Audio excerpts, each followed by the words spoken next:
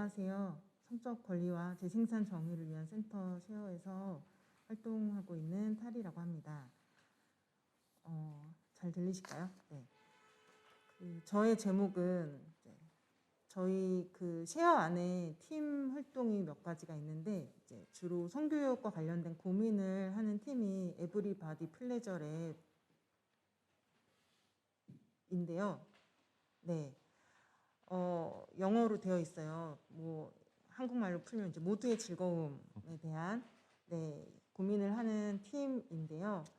사실 이 모두를 위한 화장실 문제도 그렇지만 이 모두의 즐거움을 고민하는 것, 그리고 모두의 즐거움을 추구하는 것 자체가 얼마나 어려운 일인가, 그리고 얼마나 의식적이고 특별한 노력을 필요로 하는 일인가, 그리고 그것이 우리가 차별과 불평등이 존재하는 사회 안에서 모두의 권리를 옹호한다는 것이 얼마나 급진적이고 정치적인 활동이 될 수밖에 없는가, 이런 생각을 좀 하게 되는 것 같아요. 그래서 이 에브리바디, 모든 몸, 모두 안에는 그런 지향과 노력과 의지가 담겨 있다라는 것을 좀 공감해 주시면 좋을 것 같고, 거기서부터 이야기를 좀 시작해 보도록 하겠습니다.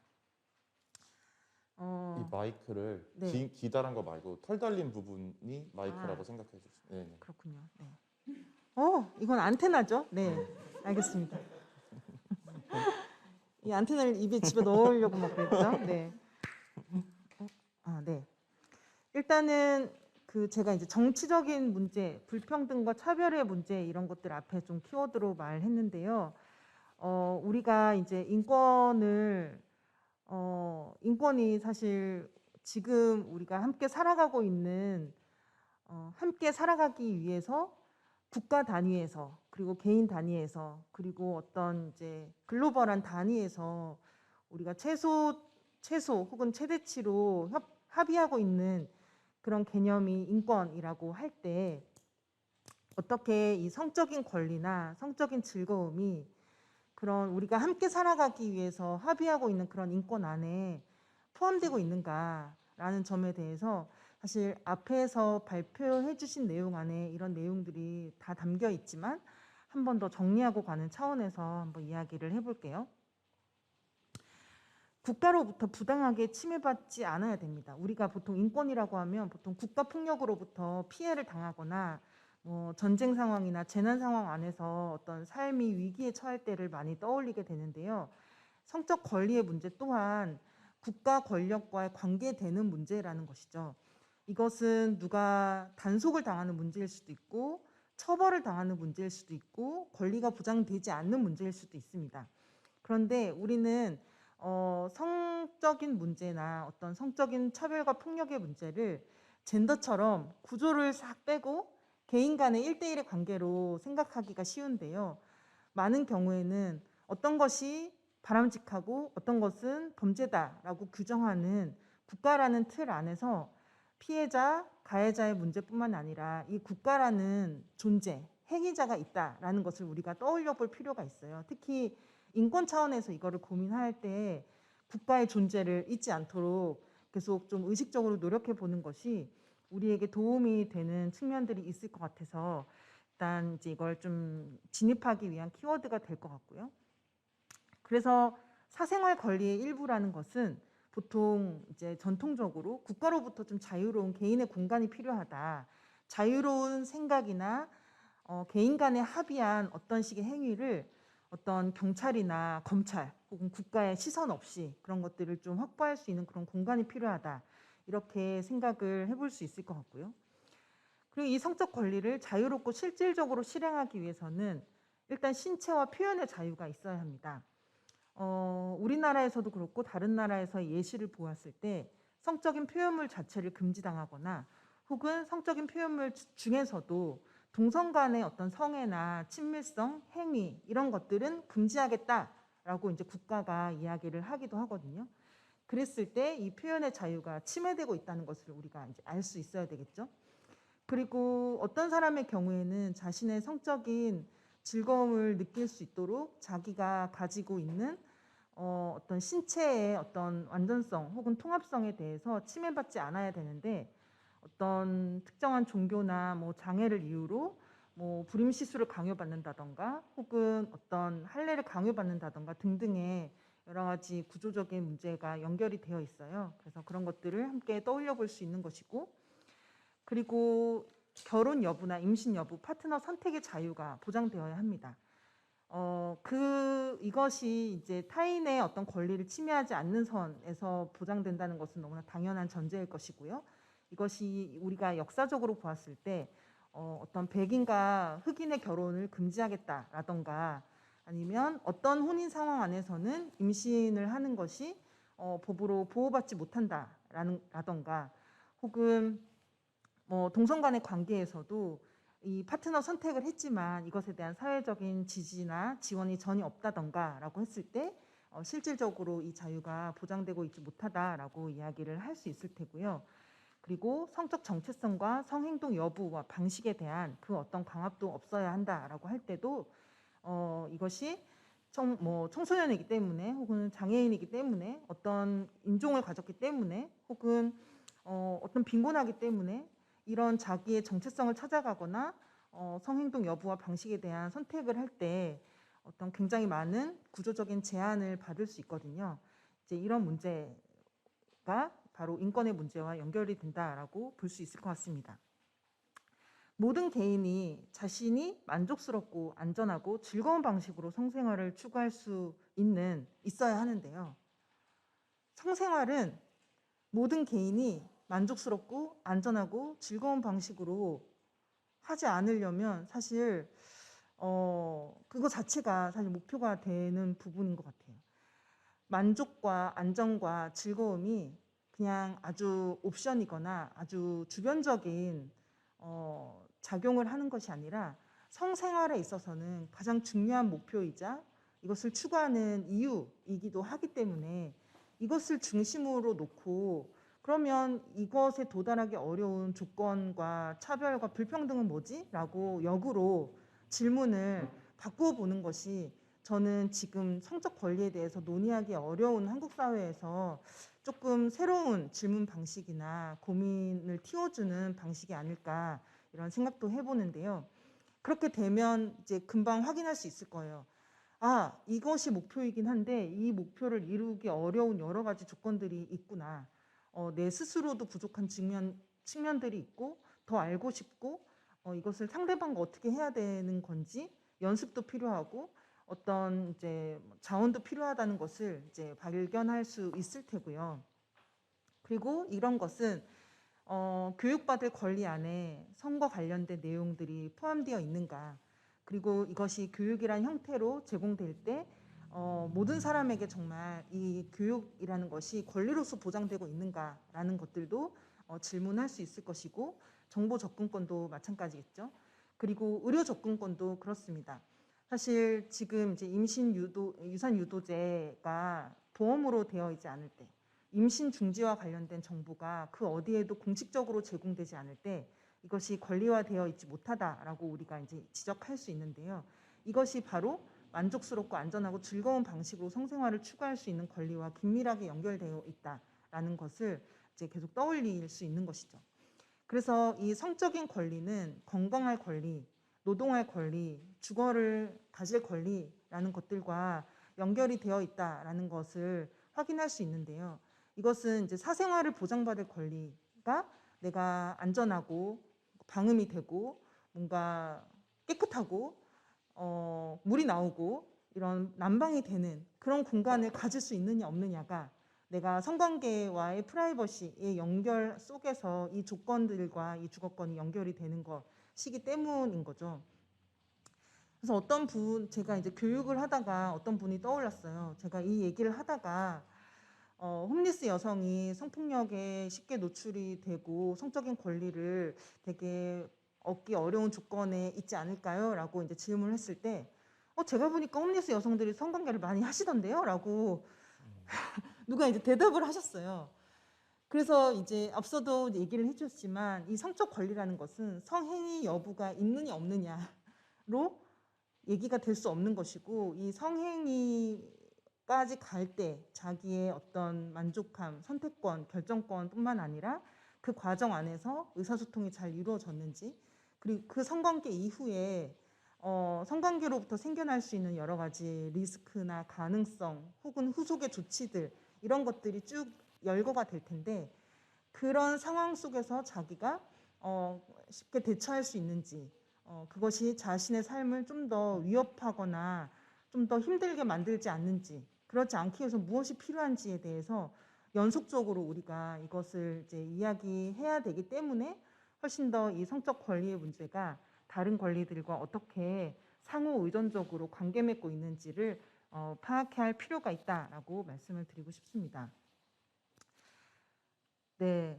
그래서 왜 쉐어는 지금 안전도 부족한데 성적 즐거움과 만족감을 자꾸 얘기할까라는 질문을 하실 수 있겠죠. 정말 궁금할 수 있을 것 같아요.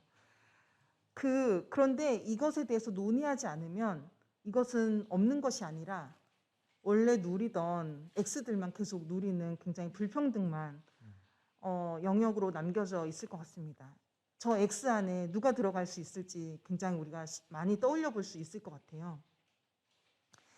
지금 우리가 이것에 대해서 권리로 언어화하고 문제 제기하고 인권의 역사처럼 이 약자들이, 권리를 빼앗긴 자들이 봉기해서 뭔가 뒤집지 않으면 기존에 이것을 누리던 사람들이 이것을 계속 유지하기 위해서 어떤 식의 뭐 이데올로기를 유포할 수도 있고, 어떤 뭐 자본을 투입해가지고 굉장히 그들의 사용을 계속 유리하게 만드는 그런 활동들을 할 수 있겠죠.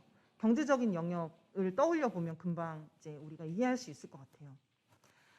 한편으로는 이렇게 중요하고 이렇게 만족감이 큰데, 그래서 권력을 가진 사람들, 성적 만족을 충분히 누린 사람들은 이것을 계속 누리고 싶어서 온갖 장치를 동원하는 것 같거든요.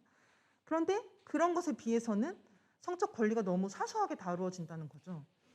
그래서 이것에 대한 효과는 정말로 차별과 불평등을 심화시키는 효과를 낳고 있다. 그래서 이 성적 권리는 중요한 문제다라고 제기하는 것에서부터 시작을 해야 될 것 같고, 국영수만큼 중요한 문제다라고 사람들이 생각하면 네, 학교 안에서 성교육 차씨 늘리겠죠. 네. 왜 중요한가? 네, 왜가 중요할 것 같고요.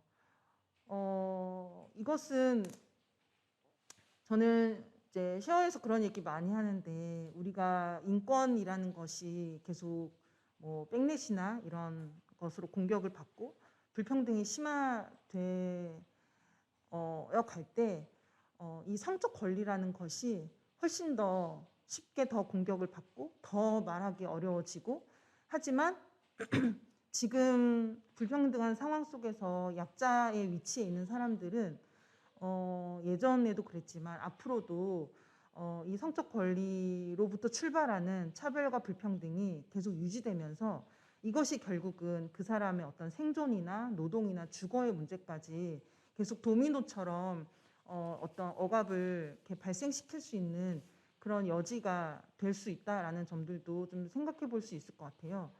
제가 이제 지금도 이제 멤버이긴 하지만 작년까지 장애여성 공감이라는 단체에서 활동을 했었는데요.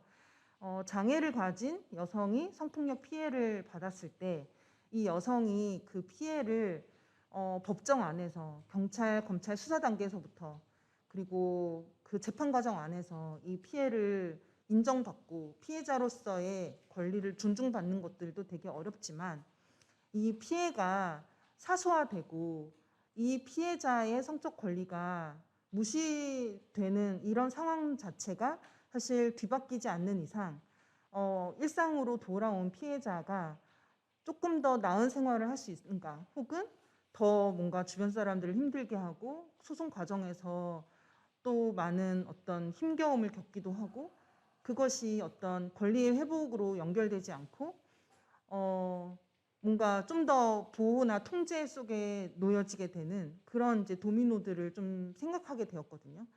사실 그랬을 때 저는 이 성적 권리가 아까 말씀드렸던 것처럼 구조적인 차별이나 불평등, 차별, 샵을 2번 썼군요. 너무 중요하게 말하고 싶었나 봅니다. 사회 정의의 문제와 관련이 되어 있다고 생각하는데요. 조금 더 이것을 이제 굉장히 추상적인 개념으로 느껴지실 수 있을 것 같은데, 저는 이것을 의사소통의 문제로 한번 이야기해보면 어떨까 하는 생각을 좀 하게 되었고, 결과적으로 누가 의사소통 안에서 배제되고 있는가, 그 공론의 장 안에서, 혹은 누구의 말이 들리지 않고 있는가, 누가 말할 기회를 얻지 못하고 있는가, 이 얘기와 결국은 성관계 안에서의 의사소통, 동의를 얻는 과정, 그리고 어떤 문제가 생겼을 때 그 문제를 해결하는 과정 안에서 이 피해자나 가해자가 어떻게 의사소통을 하고 있는가, 이것이 알려주는 바가 굉장히 많지 않을까, 이런 생각을 좀 해보게 되었던 것 같습니다. 일단은 성적, 죄송합니다. 네. 시간이 좀 많이 지나고 있어서 속도를 내보도록 하겠습니다. 성적 즐거움을 능력으로부터 역량으로, 네, 이 역량이란 말을 이제 영어식 표현은 우리가 이제 보통 empower라고 하는데요. 물론 이제 이 역량이라는 개념도 쓰기에 따라서 여러 가지 가능성과 한계를 가지고 있겠지만, 일단 저는 오늘 이 능력주의가 이야기하는 능력이 아닌 방식으로 모두가 이런 기회나 자원을 얻을 수 있는 그런 조건을 제공한다라는 뉘앙스로 이 역량이란 말을 한번 이제 사용해 보려고 하는데요. 한국 사회에서 이 권리가 박탈되거나 부정되는 방식은 주로 자격이 있느냐 없느냐를 따지는 것 같아요. 그리고 그 자격은 너무나 천박하게도 저 사람이 빈곤한가, 사회적 지위가 높은가 낮은가, 나이가 어떻게 되는가, 장애가 있는가, 젠더가 어떻게 되는가에 따라서 이 권리에 대한 자격이 굉장히 불평등하게 분배되고 있다라는 점, 그리고 이 가로 안에 든 것들이 굉장히 교차적으로 서로 작용하고 있다는 점인 것 같아요. 그래서 우리는 인권과 권리는 모두에게 있지라고 당연히 말하고 싶지만, 실제로는 그렇지 않다는 점을 소수자나 약자의 경험을 통해서 계속 확인하게 되는 것 같습니다. 성적 만족감이 자격에 따라 나뉘어지고 이게 특권이 될 때 보편적 인권으로부터 당연히 멀어지고 능력주의의 폐해가 나타나는 영역이 될 텐데요. 이 능력주의의 폐해라는 것은 결국 경쟁이 아니어야 하는 영역을 경쟁으로 만들고 뭔가 제로성 게임으로 만든다는 거죠. 내가 이만큼 만족을 얻으면 저 사람은 저만큼 손해를 보니까 덜 만족스럽겠지.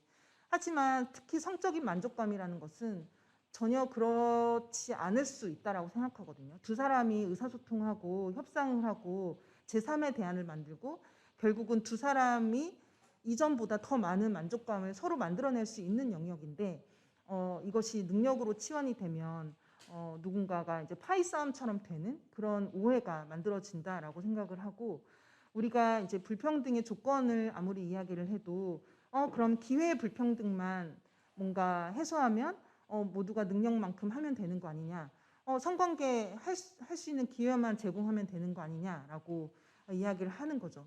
그래서 저는 앞에서 그 가해자 청소년들의 말 궁금해서 호기심에 한번 해봤다라는 것이, 저는 이게 기회 평등으로 오해되고 있는 맥락도 있지 않을까라는 생각이 들어요. 그래서 불평등과 평등은 그렇게 축소될 수 없다라는 지점을 어떻게 더 많이 이야기를 할까.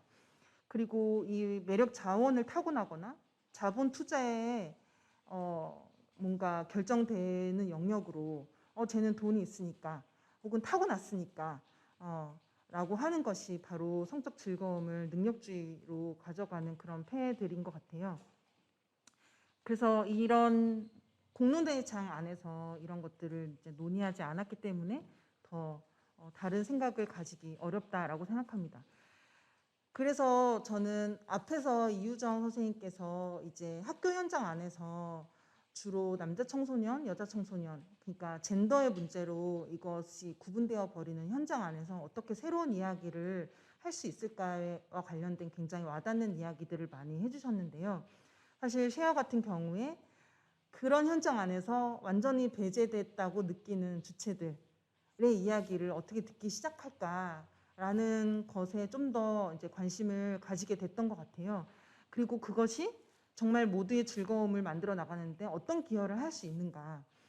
그리고 이것이 실제로 정말 우리가 살아가는 데 안에서는 굉장히 다양한 사람들이 부딪히면서 살아갈 수밖에 없는데 그렇게 지금 공론의 장에서 배제된 사람들의 이야기를 시작한다는 것이 결국은 이 공론장 전체를 바꾸는데 어떻게 기여할 수 있을까 이렇게 이제 지향하고 있고 저는 그래서 이제 성교육이라는 현장이 아까 말씀드렸던 성적인 권리나 인권의 문제와 연결이 되면서 이것은 이제 성에 대한 이야기지만 결국 인간에 대한 얘기로 나아갈 거라고 생각을 해요. 저는 의사소통이라는 키워드로 이 성교육 또한 접근을 한다면 저는 진행자나 교육자가 가장 신경 써야 되는 부분은 의사소통에서 배제되는 사람이 없도록 어떻게 그 환경을 만들 것인가. 그리고 그 궁금함이나 질문들 앞에서 얘기해 주신 것처럼 그것을 어떻게 낙인이나 수치심 없이 꺼낼 수 있을 것인가. 그리고 그것을 듣는 사람들은 어떻게 그것을 평가하고 판단하기 이전에 어떻게 그것에 대한 어떤 의도를 파악하고 취지를 이해하고 좀 더 나아간 대화를 해볼 수 있을 것인가 라고 좀 질문을 해볼 수 있을 것 같은데요. 그것을 하기 위해서는 단순히 이것도 단순하지 않지만 교육을 잘 시작하고 대화하고 마무리하는 것으로에서도 너무나 중요하지만 저는 그런 성교육이 벌어졌을 때 최초로 자기가 여기에 존재하고 있다. 내 정체성이 여기서 완전히 지워져 있지 않구나. 내가 여기에 포함되어 있구나라는 감각을 느낄 수 있는 굉장히 정치적인 공간 그리고 굉장히 정말 인권이 피어나는 공간일 수 있다는 것이죠. 그런 말을 하는 데 있어서 오히려 성교육은 굉장히 어렵지만 되게 쉬운 혹은 중요한 현장일 수도 있다는 생각을 하면서 저는 좀 더 성교육의 의미를 확장적으로 우리 진행자들이 생각을 해보면 좋겠다라는 이제 바람도 한번 가져봅니다.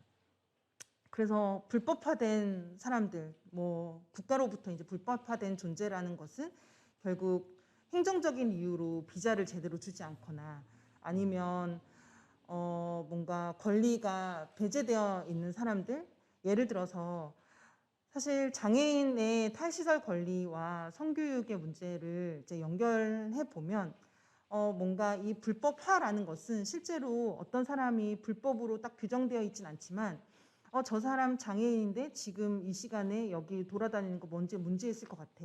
저 사람은 어느 시설에서 나왔을까? 그래서 저 사람을 빨리 저 시설로 돌려보내야겠다. 학생이 왜 이 시간에 나와 있지? 뭔가 잘못되어 있다. 라는 그런 시선과 억압을 받는 사람들을 이제 이야기할 수 있을 텐데요.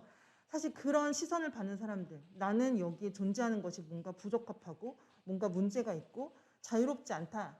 그리고 내가 무슨 말을 했을 때 사람들이 내 의견을 귀 기울이거나 존중하지 않을 것 같다라는 불안감을 갖고 있는 사람 같은 경우에 성적인 동의를 얻도록 잘 시도하고 협상하고 대화할 수 있을까요? 그렇지 않다는 생각을 많이 하게 되는 것 같아요. 특히나 발달장애 남성에 대해서 어떤 사람이 지하철에서 만났어요. 어떤 혼잣말을 할 수도 있고 뭔가 쉽게 이해하기 어려운 어떤 언어를 가지고 뭔가 누군가에게 대화를 시도하려고 했을 때 사람들은 저 사람이 나와 좀 다른 방식으로 이야기를 하는 것 같긴 하지만 한번 들어보려고 애를 쓰겠다라기보다는 밀어내고 쳐내고 그리고 그 사람이 뭔가 키가 크고 뭔가 나보다 체격이 크면 위험한 존재다라고 이야기를 생각을 해버리고 영무원에 신고하거나 경찰에 신고하는 경우들이 많이 있었다는 거죠. 유색 피부를 가지고 있는 외국인에 대해서도 그런 이제 이야기들을 많이 들을 수 있었던 것 같아요. 그러니까 그랬을 때 저는 그런 타정화된 사람들과 의사소통할 수 있는 의지나 방법에 대해서 이야기하거나 배우지 못한 그런 성교육이 가지는 어떤 한계점들 그런 사람들은 그러면 성적 동의에 있어서도 완전히 빼고 그 논의를 우리가 하고 있는 것일 수도 있다라는 생각을 좀 떠올려 보면서 이 사람들이 자신의 이야기를 어떻게 할 수 있는지를 꺼낼 수 있는 그런 공간으로서의 성교육을 좀 더 추구해 보려고 하고 있는 것입니다. 그래서 이것이 이제 환경을 조성하기, 접근성을 만들기 에서 이제 할 수 있는 부분인데요. 그래서 예를 들면 어떤 용어를 쓸 때도 우리가 성별로 이분법으로 가해자 피해자 나누는 거 너무 한계적이다라고 이야기를 하는데요.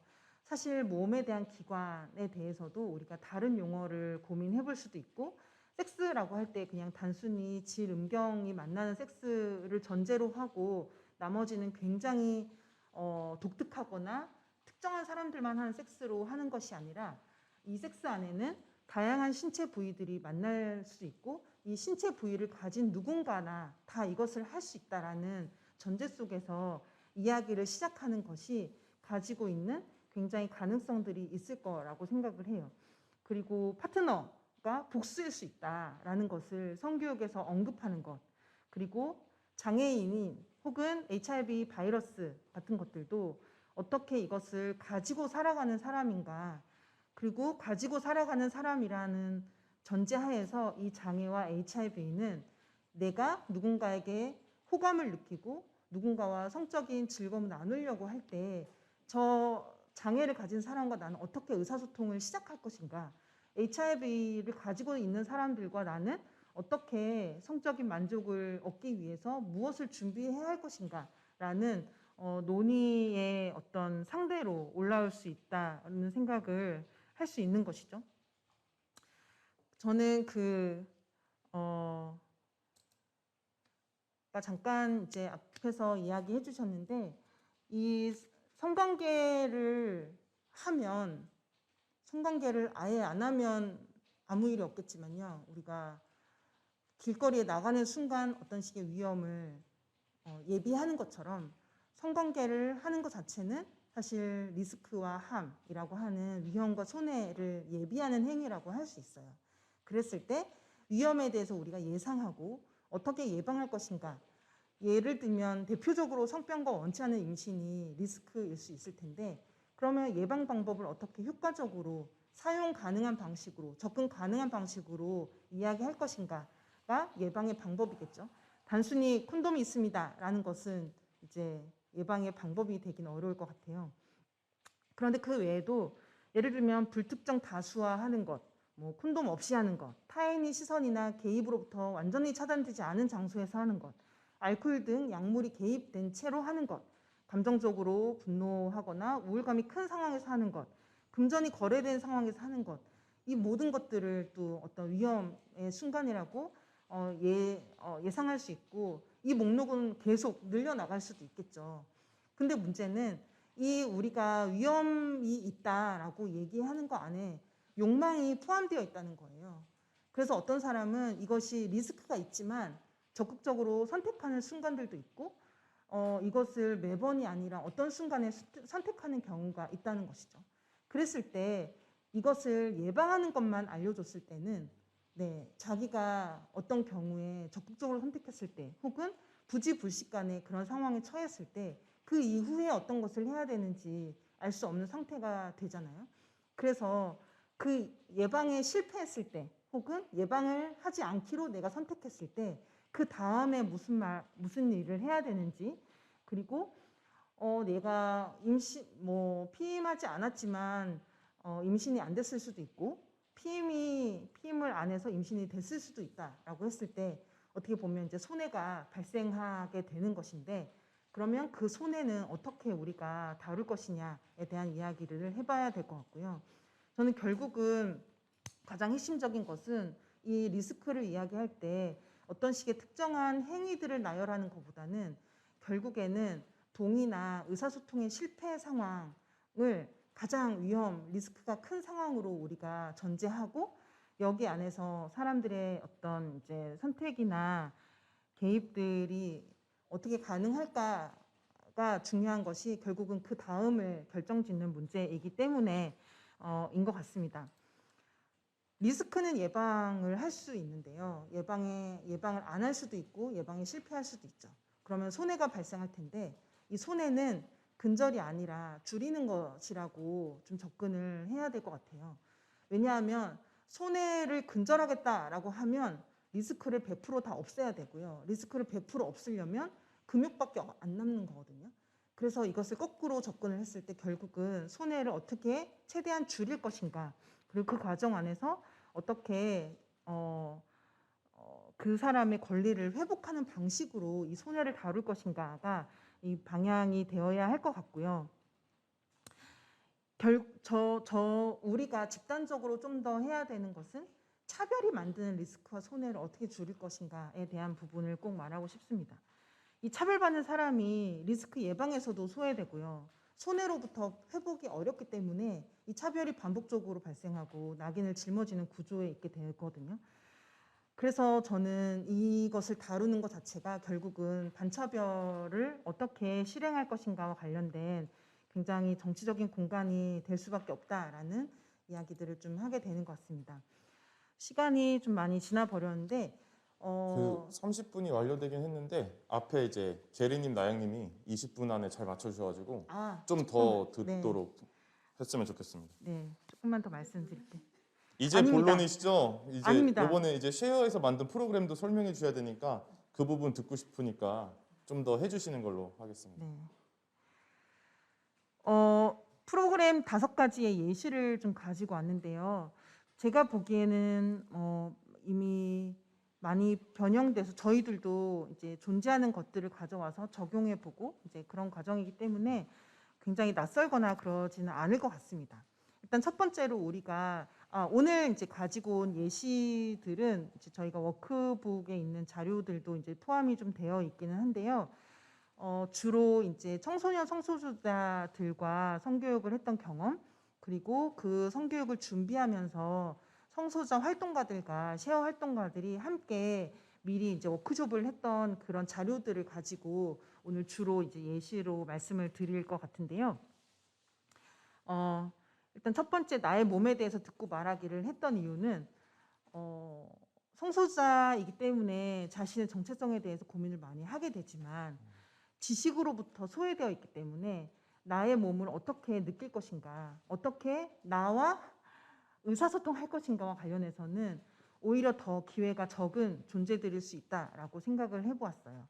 그리고 신체 부위에 대해서도 내가 성별 이분법 때문에 그런 명칭으로 내가 가진 몸의 어떤 부위를 지칭하는 것이 불편함을 가지고 있는 주체들이 있을 텐데, 그랬을 때 이것에 대해서 말을 해야 어쨌든 성적인 만족과에 대해서 파트너와 이야기를 할 수 있을 텐데, 이것을 보이기 싫거나 지칭하고 싶지 않아서 의사소통에서 실패하는 경우가 있을 수 있잖아요. 그랬을 때 파트너와 어떻게 이 명칭을 합의하고 서로 부를 것인가와 관련해서도 이야기를 하기 위해서 일단 내 몸에 대해서 어떤 부분이 편하고 불편한지, 소통하기 위해서 어떤 것이 필요한지를 좀 이야기해 보았습니다. 그리고 우리는 성소수자들도 나는 정상적인 신체를 갖고 태어났는데 정체성만 좀 달라라고 생각을 하는 경우가 있을 수 있잖아요.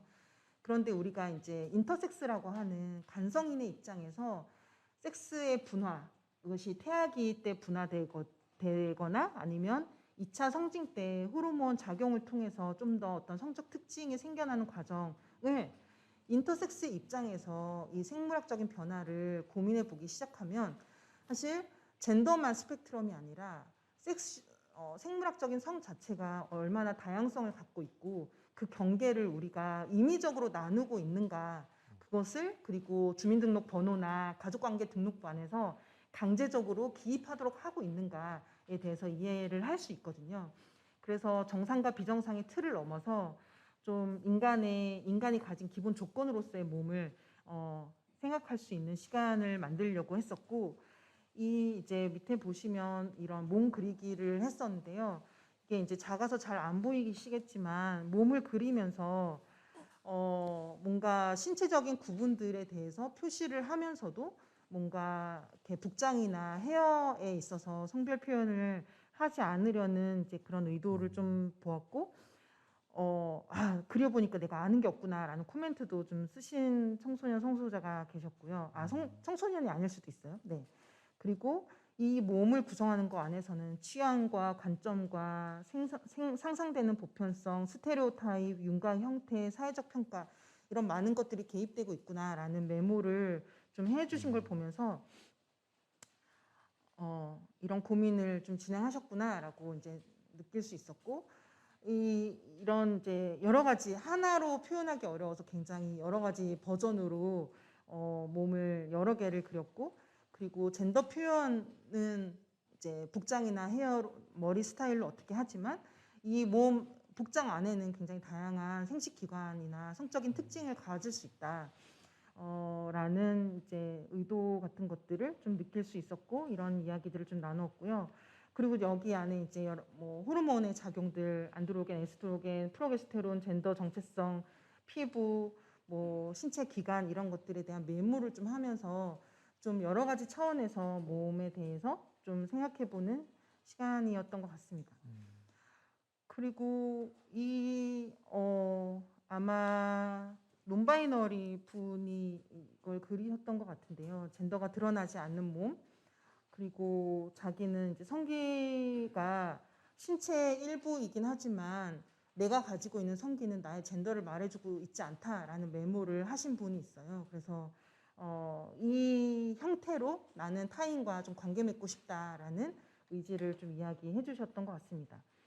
그래서 아까 이제 보면 나에게 성기는 단순히 대출구이기 때문에 뭐 사람들이 이걸 사용하지 않으면 거미줄 치는 농담, 뭔가 모태솔로에 대한 어떤 놀리는 농담의 연장에서 이런 이야기들을 좀 하는데, 그런 농담이 싫고 나에게는 적용되지 않는 이런 무성애자의 어떤 말이 있었던 것 같고요. 이 특징이 정말 나를 얼마나 설명하고 있는가에 대한 의문을 좀 가져본 그런 이제 참여자들의 이야기를 들을 수 있었어요. 그리고 저희는 이제 다양한 몸에 대해서 이야기를 할 때 소수자라고 해서 다른 소수자에 대한 이해를 자동적으로 가지는 건 아니잖아요. 그래서 다양한 인종이나 장애를 가진 몸이 어떻게 성소수자가 경험하는 차별과 비슷한 방식으로 혹은 다른 방식으로 차별과 억압을 경험하는지 좀 같이 이야기해 보려고 하였습니다. 두 번째 프로그램은 섹스 A to G라는 것인데요. 섹스에서의 처음과 끝까지 한번 떠올려 보자. 그리고 그 과정 안에서 나의 만족감은 정말 동일한 건지, 정말 화살표처럼 일방향적으로 가는 건지, 그리고 그 사이사이에 어떤 식의 어떤 동의에 관련된 의사소통이 했는지 이런 것들을 좀 회고하는 시간을 가졌던 것 같고요. 그리고 만약에 사실 모든 프로그램이 그렇지만 자기의 경험을 가지고 바로 이 프로그램에 적용하기 어려운 사람 같은 경우에는 어떤 재현물이나 가상의 시나리오를 가지고 이 툴 자체를 한번 다루어 보는 그런 시간으로 이제 활용을 했었다는 것들을 일단 좀 말씀을 드립니다. 그래서 이 과정을 통해서 언제 동의를 해야 되죠? 매번 동의를 해야 된다는데, 그리고 언제나 철회할 수가 있다는데 그것이 과연 어느 시점에서 가능한 것이죠? 라는 것을 좀 구체적으로 떠올려 보는데 좀 도움을 받았으면 좋겠다라고 생각을 했었고요. 첫 번째 그래프는 저희가 예시로 이제 한번 이제 제시를 했던 그래프고, 이제 빈 그래프를 직접 그려서 자기에게 일어났던 혹은 자기가 상상하는 그런 순서들을 좀 적어 보았는데, 이 첫 번째 참가자 같은 경우는 동의를 3번을 적었어요. 처음에 시작할 때, 그리고 키스를 시작할 때, 그리고 인터코스라고 하는 어떤 삽입을 시작할 때 이 3번의 동의가 필요했었다라고 이야기를 했었고, 그리고 끝날 때 M과 이제 서서히 껴안기로 끝났다라고 이야기를 해준 사람이 있었고요. 이 사람의 경우에는 상상과 현실의 2개의 그래프를 그려줬어요. 그래서 상상에는 굉장히 만족감이 대부분 위쪽에 포함되어 있고 씻는 것으로 끝났는데, 현실에서는 오럴 섹스를 할 때 굉장히 좀 상대적으로 만족감이 낮았고, 실제로는 스킨십과 대화 및 밥 먹기로 이것이 끝났다, 성관계가, 이렇게 이야기를 해준 사람들이 있어서 굉장히 실제적인 어떤 상황들을 떠올리는 데 도움이 됐던 것 같고요. 이 사람의 경우에는 굉장히 뭐 구체적으로 또 써준 것이 있는데, 이제 어떤 만족감의 아랫부분에 위치하는 게 폭력적인 섹스 혹은 롤플레이, 과몰입한 경우라고 이제 가로를 쳐서 써주었는데, 이게 이제 어떤 사람의 경우에는 평균치의 그래프를 그려준 사람도 있고, 어떤 특정한 성관계 상대와의 경험들을 가지고 써준 사람들이 있었어요. 그래서 어쨌든 이런 것들을 쭉 돌아보면서 성관계 안에서 어떤 일이 벌어지는지를 한번 구체적으로 떠올려 볼 수 있었던 시간이었던 것 같습니다. 네, 한번 자료집을 참고해 주시면 좋을 거고, 세 번째는 관광 여행을 위한 지도인데요. 사실 내가 어떤 상황에서 어떤 방식으로 감각을 느끼는지, 그리고 그것은 어떻게 표현될 수 있는지를 우리가 이제 지도라는 지형 지물을 좀 제시해서 좀 폭포하면 떠올려지는 감각과 연계해서 이런 것들을 표현해 볼 수도 있을 것 같고요. 뭐 무인도, 망망대해, 바다, 뭐 숲속, 뭐 이런 이제 강 이런 것들을 활용해서 감각들을 좀 적어 보았고요. 아마 글씨가 작아서 구체적으로 보기는 좀 어려우실 수 있겠지만, 사실 이 관광 여행을 통해서 좀 얻을 수 있었던 지점들은 여기 파란색으로 표시한 참여자의 경험은 그냥 싫다 좋다 정도로만 생각했던 여러 교감들이 구체적으로 얼마나 좋고 얼마나 싫은지, 어떻게 좋고 어떻게 싫은지를 생각할 수 있는 계기가 되었다라고 이야기를 해주셨고요. 저는 이제 이 무성애자 참가자가 이 관광 여행에 참여할 때 굉장히 다양한 표현으로 감각을 표현해 주신 것을 통해서 우리는 이것을 진행할 때 무성애에 대해서 배우는 시간들을 좀 더 추가적으로 해볼 수도 있겠다라고 좀 이제 깨달을 수 있었던 것 같고요. 이 관광 여행은 저는 자위를 어떻게 할 것인가, 자위는 나에게 어떤 의미이고 나에게 어떤 만족감을 주는가를 생각하는 데 있어서도 굉장히 좋은 툴이 될 수 있을 것 같아요. 사실 자기의 의견이나 느낌을 말하도록 허락받지 못한 사람의 경우에는 자기 스스로 자기가 어떻게 느끼는지 알기 어려운 순간들이 많이 있을 거라고 생각하는데, 그것에 대해서 좀 의식적으로 접근하는 그런 툴이 되었으면 좋겠다라고 생각을 해보게 되는 것 같습니다. 네 번째 프로그램은 이제 플레저 미터라는 것인데요. 사실 이거는 이제 기존에 미국에서 어떤 이제 성교육 관련된 단체에서 개발한 툴을 저희가 이제 소통을 통해서 한국에서 이제 한국이란 현장 안에서 이것을 해보는 그런 툴입니다. 그래서 이 7가지 항목에 대해서 굉장히 구체적인 질문들을 제시하고요. 각자가 이 7개 항목에 대해서 그래프 안에서 나는 평균적으로, 혹은 나는 누군가와 어떤 순간 속에서 그 성관계를 이 7가지 항목에서 몇 점으로 표현할 수 있는지를 적어보는 거예요. 그리고 나서 그것을 어떻게 증진할 수 있는지, 뭐 바꿀 수 있는지에 대해서 이제 알아보는 툴인데요. 좀 구체적인 질문들은 오늘 이 시간에 좀 하기는 어려울 것 같아서 자료를 참고해 주시면 좋을 것 같고, 이 플레저 미터가 추구하는 것에 대해서 좀 말씀드리면, 이 대부분의 상담가나 교육자들 그리고 서비스 제공자들은 내담자나 어떤 참가자가 왔을 때 저 사람이 어떤 리스크를 갖고 있지? 그럼 저걸 어떻게 해결해 줘야 되지? 라는 이제 문제 해결 중심으로 이야기를 하는데, 결국 그러다 보니까 계속 그 내담자나 교육 참여자의 성적 즐거움이나 만족감을, 결국에는 그것을 어떠록 우리가 노력할 것인가에 대한 내용이 계속 누락되는 것을 발견하면서, 문제 해결에 그치지 말고 결국은 그것을 빼고 나면 결국은 같은 문제에 반복할 수도 있고, 그 사람은 성적인 주체로 우리가 인정하지 않는 그런 효과를 낳을 수도 있기 때문에, 이것을 의식적으로 생각하기 위해서 이 만족감을 결국은 어떻게 얻을 것인가를 이제 찾아가는 그런 과정으로서 이 플레저 미터를 사용하고 있고요. 그래서 예를 들어서 이런 이제 참가자들이 자기 그래프로 이렇게 표시를 해주었고, 점수에 따라서 개선하고 싶은 점이나 증진하고 싶은 점을 스스로 생각해서 써보고 공유하기도 했었고, 또 다른 사람의 이야기를 들으면서 좀 힌트를 얻기도 했는데요. 굉장히 뭐 점수가 낮지 않은 지점이지만 더 개선하고 싶은 게 떠올려지기도 하고,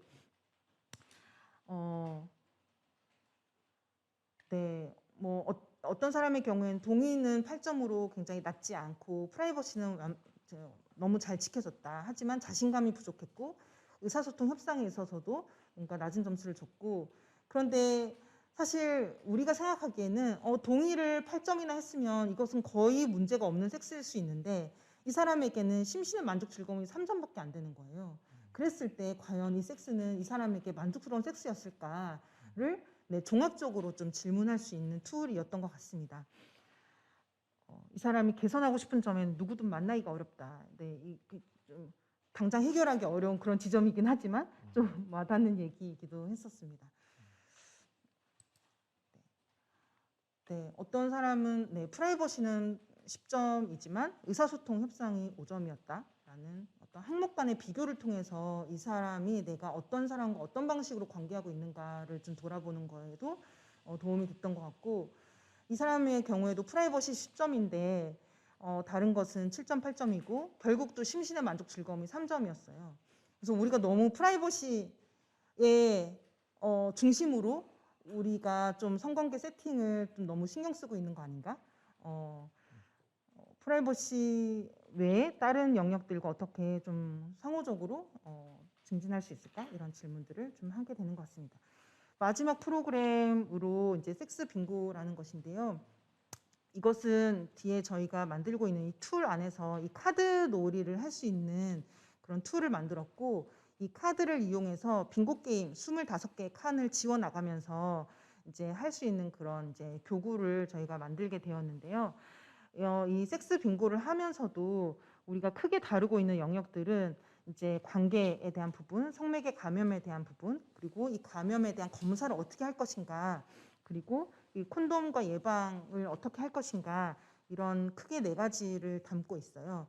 우리가 교육할 때는 임신 중지나 월경 이런 부분에 대해서도 좀 할애를 하는 경우들이 있지만 이와 관련된 내용들이 많이 비어 있다라고 생각했기 때문에 이런 내용 중심으로 좀 구성을 해보았고, 섹스 빙고에서 가장 강조하는 것은 여기서 이제 낮은 위험과 높은 위험을 보면, 낮은 위험 키스, 손가락 섹스는 성매개 감염으로부터 굉장히 이제 위험도가 낮은 거고요. 마지막으로 갈수록 질 음경 섹스에서 삽입을 받는 경우, 항문 음경 섹스에서 삽입을 받는 경우가 가장 여러 가지 이제 성매개 감염의 가능성이나 위험도가 높을 수 있다라는 것으로 이제 설명을 하고 있고, 이 성병의 종류를 통해서도 어떻게 감염 경로가 되는지, 어떻게 예방하는지를 좀 구체적으로 알려주기 위해서 굉장히 좀 애를 많이 썼습니다. 여기에서 강조하는 것은 성매개 감염을 예방하려면 상대를 누구로 결정하는 게 아니라 그 상대와 무엇을 할 것인가의 문제라는 것이죠. 동성간 성관계가 HIV에 취약한 게 아니라 그 동성과 무엇을 할 때 위험도가 낮을 수도 있고 높을 수도 있다라는 것을 강조하면서 그래야만 이 사람이 모두가 성매개 감염을 어떻게 예방할 수 있는지를 알려줄 수 있기 때문에 임신에 대한 정보 또한 저는 그냥 여성에게만 알려주면 된다라고 하는 것이 얼마나 리스크를 키우는 교육 방식일 수 있는지, 네, 그런 취지들을 많이 알리려고 하고 있습니다. 사실 네, 오늘 예시들을 더 구체적으로 좀 말씀드리지 못해서 네, 시간 배분상 좀 아쉽고 죄송한 부분이 있는데요. 저희가 이제 텀블벅을 통해서 지금 이 오늘 제가 말씀드린 내용을 담고 있는 네, 지금 교구와 책을 만들었고, 저희가 앞에 그 예시로 보여드렸던 그런 그래프나 그렸던 종이들 있잖아요. 그 종이들은 성교육에 활용해도 좋다라는 동의를 받았던 그런 것들이라서 저희가 온라인 아카이브에 그런 것들을 좀 올려놓고 있거든요. 그래서 이거 어떻게 해야 되지 막막하다 싶은 사람들은 거기에 접속해서 다른 사람들이 어떻게 쓰고 있는지를 좀 볼 수도 있는 것들을 포함해서 좀 이제 이 지식이나 교구 그리고 를 좀 전달하고 싶었고, 이것은 진행자가 없을 때에도 어떻게 친구들끼리 혹은 파트너와 혹은 혼자서 이 카드를 가지고 좀 자기와의 의사소통을 시작할 수 있는지 이런 것들을 좀 의도하고 있는 부분이라서 좀 관심 있으신 분들은 봐주시면 좋을 것 같습니다. 길어져서 너무 죄송합니다.